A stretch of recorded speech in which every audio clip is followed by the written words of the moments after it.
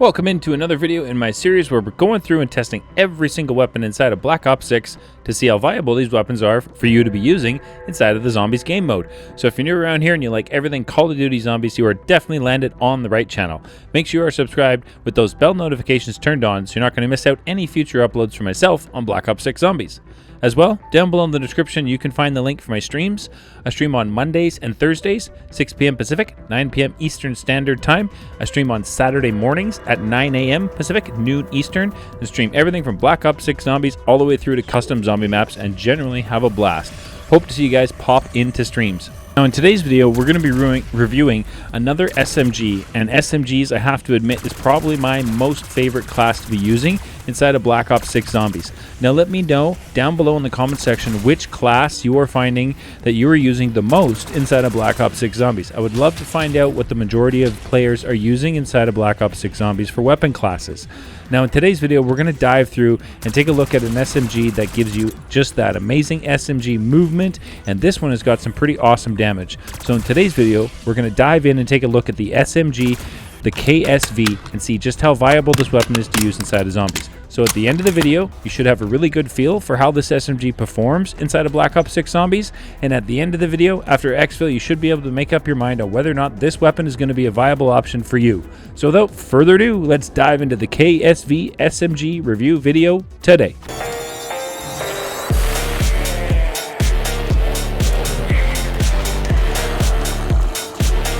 Welcome into today's video. Thank you so very much for tuning in. Let's dive into Citadel, Demore, and see just how well this KSV SMG is going to handle zombies on this map. Now the first thing I do when I come into this map, as just to the left of spawn up here, you can head over to the pool table and do the pool table Easter egg for an extra 100 essence, which is just something I like to do at the beginning of every single one of my matches. Now, we spawned in with the KSV, and I wanted to see what kind of critical damage we're looking at here. So we've got that zombie number 115 critical damage on round 1, which is pretty decent damage, definitely at white rarity. I mean, not much issue at all at white rarity dealing with just about any zombies. So we had pushed up and made enough salvage to go ahead and increase the damage on this KSV to green rarity, and we're looking at 172 critical damage just by taking this to green rarity, which was a pretty substantial jump. I was honestly a little surprised to see it climb that much just by going to green rarity. We've pushed through the rounds a little bit more here. Here we are on round 6 now, and you can just see, like, there's not much struggle at 172 critical damage. It's like 2 bullets on round 6 and these zombies are gone, which is awesome. So, time to open up the map, and I truly love this feature on Citadel. I think it's just absolutely amazing that we get to, number one, crank this cannon and then fire a cannonball, a flaming cannonball to open up the castle. It's just one of my favorite features, and I can't thank Treyarch enough for just that. It's just so awesome. Now, one of the things that I do on this map, since they introduced Vulture's Aid, and I have now researched all the new augments, so I have those maxed out. I always grab Vulture Aid as one of the augments with extra critical damage, lets you pick up additional salvage. So we've got that on. I picked that right away. Then we activate our Doppleghast to turn on Pack-a-Punch, and I always either bring in Pack-a-Punched GS45s or pop an insta-kill so that you can make easy work of that Doppleghast and get Pack-a-Punch unlocked super easy. Now at this point, we've gone and accumulated enough salvage to take this weapon up to blue rarity. So let's go ahead and do that. Let's push through the rounds a little bit. Also, right here by Speed Cola, if you shoot inside that window, there is a max ammo there, which can come in handy if you need one. That is one of the side Easter eggs that you can find on Citadel, which I think is really cool. I love the amount of side Easter eggs we are getting on each of the zombies map. I think that is just absolutely remarkable, and I would love to hear your thoughts on the side Easter eggs that we've seen so far in Black Ops 6 Zombies. Now here we are, we've rounded up all of round 9. We are blue rarity, unpack-a-punched, and you can see we are just melting the zombies at the end of the barrel without any struggle at all. We're at 230 critical damage per bullet, which is just easy work at this point to be able to run through the zombies, which was awesome to see, honestly. I was really impressed with the damage output and just how well this was handling everything. So at this point, it was time to dive into Pack-a-Punch and take this weapon to Pack 1, still only blue rarity, and see how is it going to handle zombies at this damage output now at round 10. Now I rounded up whatever I could find here inside of the Pack-a-Punch room on round 10, and I wanted to see just, you know, how quickly are we going to be able to eliminate all of the zombies. What kind of a damage output number are we looking at now that we have taken this to Pack-a-Punch, and we're up to 476 on a critical damage shot, which was truly remarkable. Now, one of those zombies, you'll notice that the zombies that drop you the stamps, they look like this, and they have the like helmet on them. It's like a knight's helmet, or I think it looks like a metal bucket myself, but I just wanted to show you guys that's what they look like. Also, if you shoot them in the helmet, it does say immune, so you'll have to shoot them below a headshot for those zombies. But there we are, picking up all the extra salvage that Vulture Aid drops for me when I'm getting critical shots. I love that augment. Super helpful for getting set up and getting the rarity up on your weapons earlier in your matches. It's definitely one of the things I was really happy to see that they brought that in as an augment for Vulture Aid. I think it's really cool.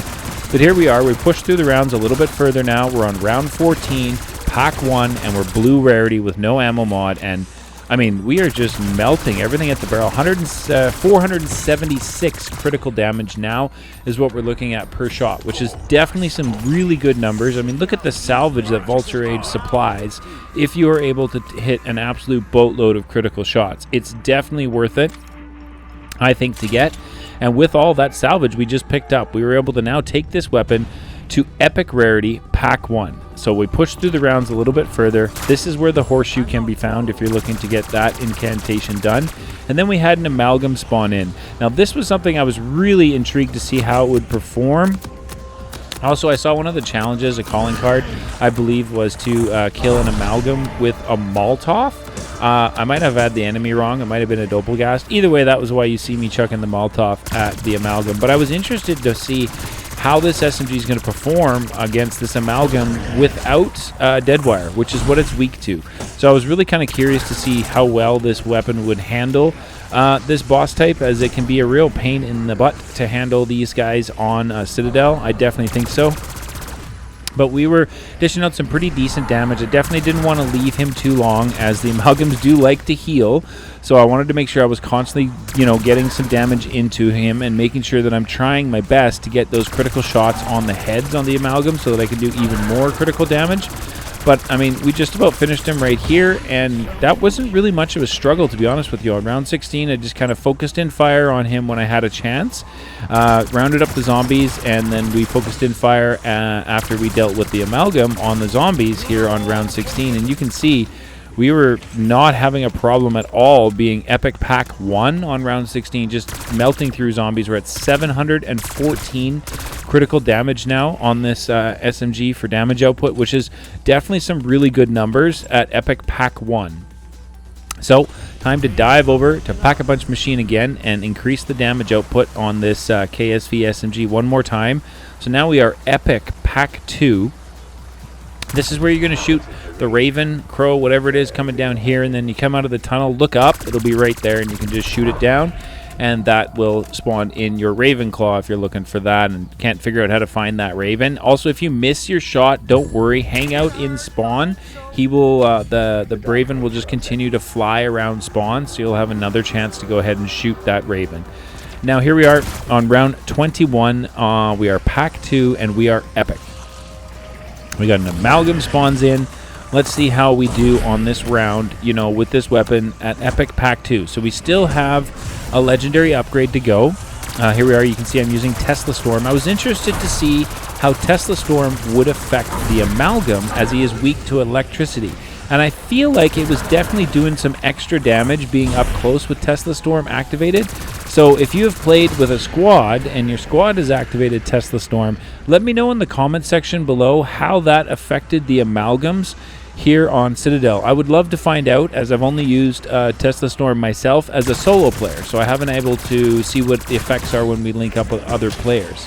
So I'd love to find out if you guys have done that. You know, does that do additional damage to the amalgams, as we know they are weak to electrical attacks? So that was something I was definitely interested in.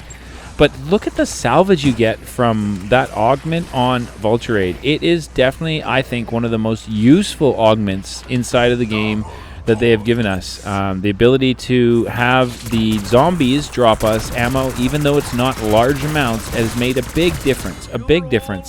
I've definitely felt less of a kind of a need to push constantly through to the ammo and purchasing ammo. I feel like with Vulture's aid and the drops that the zombies are dropping, it's definitely something I've noticed where I've seemed to be just having a lot more ammo in my runs, and that is awesome to see. Now, in my previous video, I mentioned that I would like to see a mule kick or some sort of perk that has an augment that will allow us to increase our in-game ammo capacity. Let me know your thoughts down below. If that's something you'd like to see, if that's something you think we're going to be getting, I'd love to have a discussion about that. So now we've upped the damage on this SMG to Legendary Pack 2, and I'm seeing just under 2,000 on a critical shot, sorry, so like 1914 I think is what that number was. Not bad, but at this point I definitely wanted to take one more damage output and pick up a Deadshot Daiquiri. If you're looking for one of the electrical parts of the electrical sword, it is just to the left of Deadshot Daiquiri right there, so you know. So now we went ahead and we are pack 2. We have Deadshot Daiquiri now as the extra damage on our KSV SMG, and I was really kind of interested to see. We were at 1914 on a critical shot before we purchased Deadshot Daiquiri, so I was kind of intrigued to see what kind of a damage output we're going to be looking at now that we went ahead and purchased Deadshot Daiquiri and we get that extra critical damage that it does provide. And I'm looking at 3,600 and something.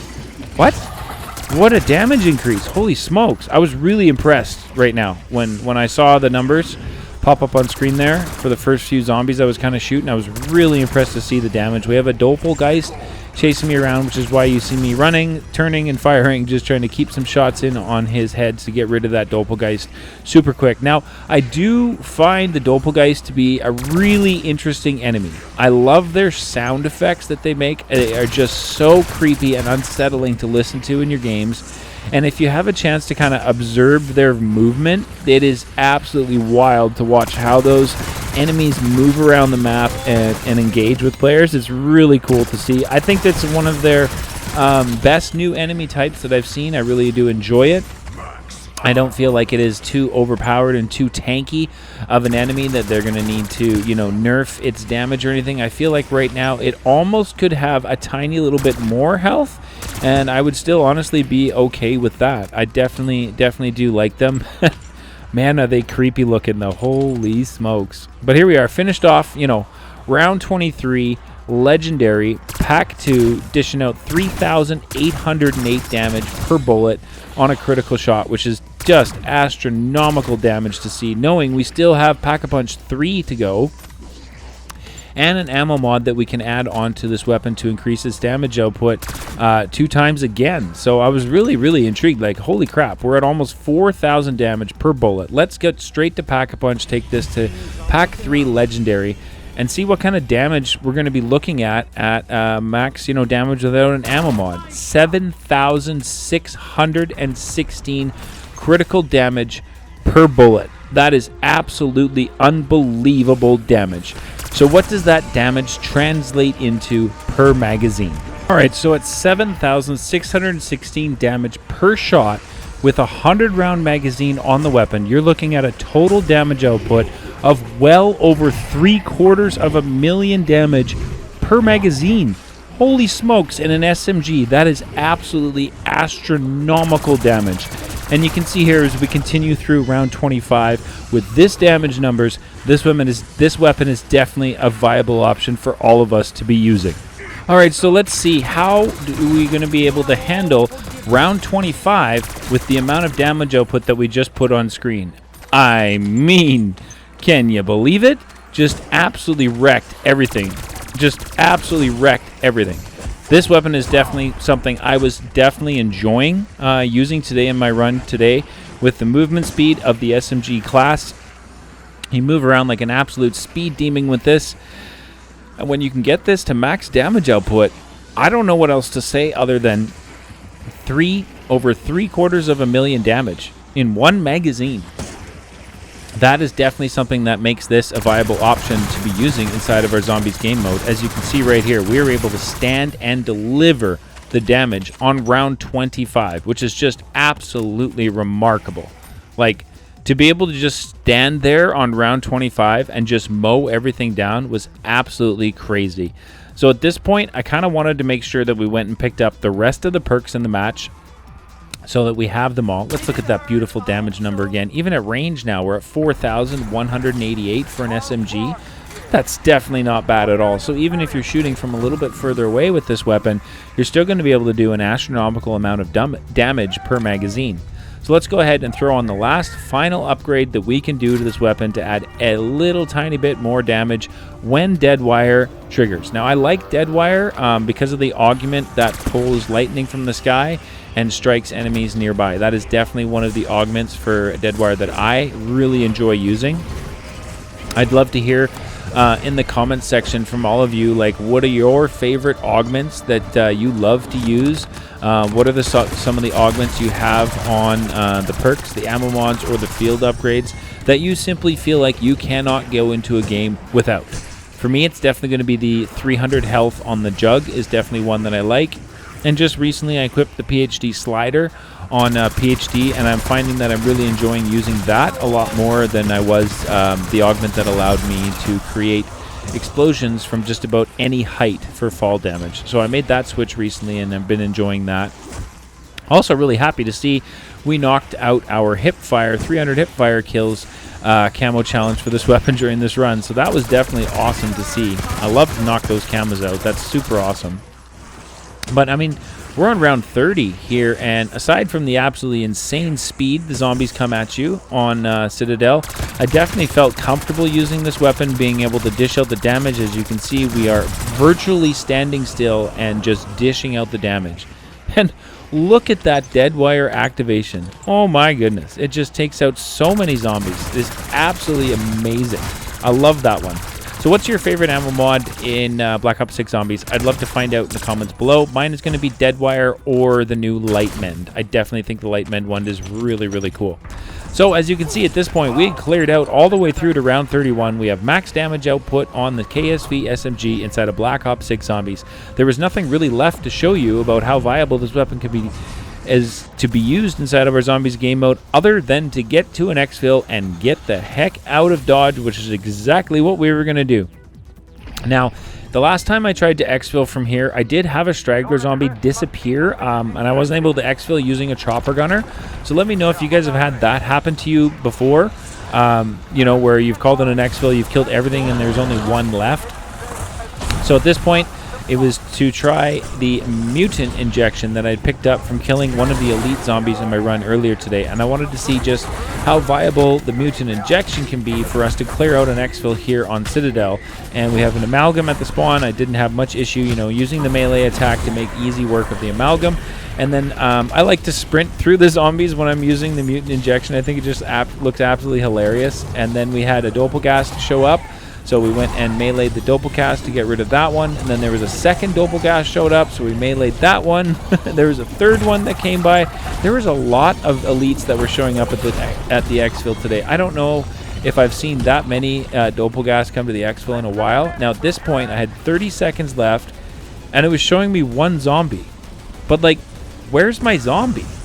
I could see him on the TAC map, but he wasn't coming to me. So at this point, I was a little bit concerned. I'm like, are you kidding me? I'm not going to Exfil because of one zombie? Like, what are the odds of that? Come on now. Give me my zombie. That's all I need. Just one zombie. I made it. Thank you. 5 seconds to go. We made it out of the map. Absolutely amazing. I truly love that. Tons of fun. I love the Exfil scenes. Awesome, awesome, awesome.